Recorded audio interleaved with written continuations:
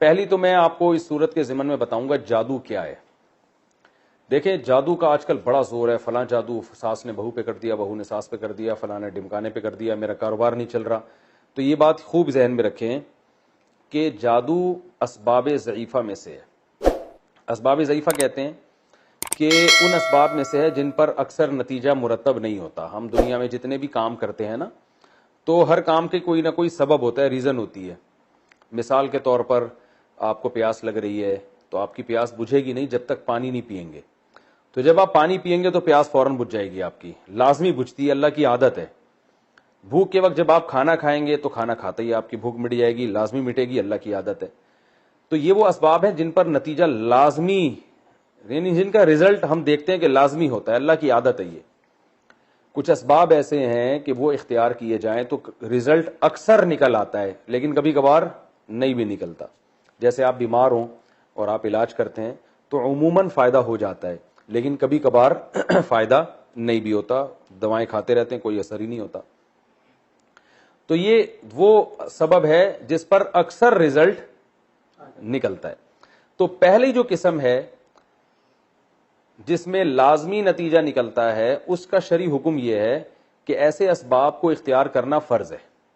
مثلاً آپ کو پیاس لگ رہی ہے، پانی آپ نہیں پیتے اور آپ اللہ پہ توکل کرتے ہیں کہ اللہ میری پیاس بجھا دے گا، اور اسی پیاس سے آپ مر جاتے ہیں تو آپ کو ثواب نہیں ملے گا بلکہ خودکشی کا گناہ ملے گا. کیونکہ اللہ بتائے گا قیامت کے دن کہ میں تو جب بھی کسی کی پیاس بجھاتا ہوں تو پانی کے ذریعے بجھاتا ہوں، تم نے صرف دعا مانگی، پانی پینے کا انتظام کیا نہیں، تو میں تمہاری پیاس نہیں بجھاؤں گا اور تم مر جاؤ گے تو خودکشی کا گناہ ملے گا.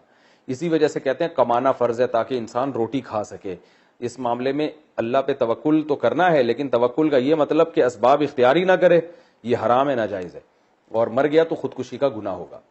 دوسرا جو اسباب ہیں جن میں آتا ہے کہ کبھی اکثر نتیجہ مرتب ہو جاتا ہے لیکن کبھی کبھار نہیں بھی ہوتا، وہ ہے بیماری میں علاج کرنا.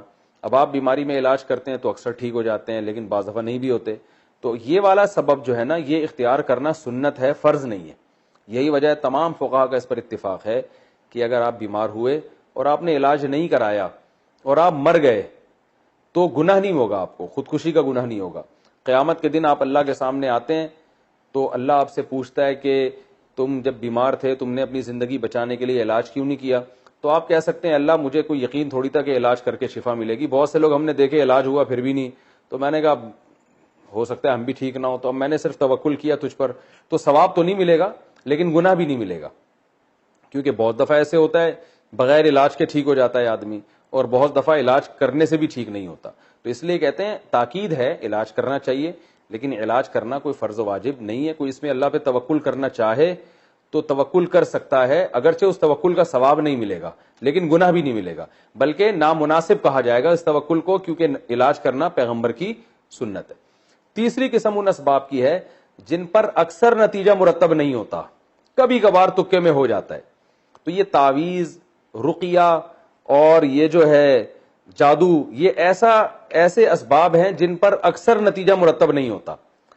کیونکہ اگر ان پر زیادہ تر نتیجہ مرتب ہو رہا ہوتا تو نظام عالمی تباہ و برباد ہو جاتا.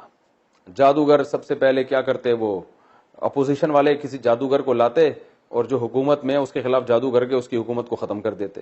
حکومت یعنی سب جادو ہی کھیل رہے ہوتے پوری دنیا میں، اور جادوگروں کی اس پوری دنیا میں موج ہوتی. جادوگر یہ کرتے، جادو کے زور سے یہ بنا دیا، کبھی وہ بنا دیا، کبھی یوں بنا دیا، ایک نظام عالم تباہ و برباد ہو جاتا سارا. تو اس لیے جادو کو اللہ نے زیادہ طاقت نہیں دی ہے. جادو میں اثر اللہ نے دو لحاظ سے، جادو ایک کمزور سبب ہے. نمبر ایک کہ جب جادوگر جادو کرتا ہے تو پہلی بات تو یہ کہ ضروری نہیں کہ جس پر جادو کرے اس پہ اثر ہو جائے. لاکھوں میں کسی دو چار پر ہو سکتا ہے، زیادہ تر پر نہیں ہوتا. اور دوسرا یہ بھی ہے کہ جتنا جادو کرے گا ضروری نہیں اتنا اثر ہو سکتا ہے اس کا آدھا 50% ہو. اس نے تو جادو کیا تھا مارنے کے لیے مگر آپ مرے نہیں، تھوڑے بہت کچھ اثر ہو جائے آپ کے اوپر. تو یہ جادو ایک کمزور چیز ہے. سوال پیدا ہوتا ہے اگر جادو کمزور چیز ہے تو رسول اللہ صلی اللہ علیہ وسلم جو سید الانبیاء تھے، اتنے طاقتور تھے، ان پر کیوں اثر ہو گیا؟ تو علماء نے اس کی حکمت بیان کی ہے کہ آپ صلی اللہ علیہ وسلم پہ جادو کا اثر اللہ نے ہونے دے دیا تھا. اس لیے ہونے دے دیا تھا کہ یہودی آپ کو جادوگر کہتے تھے.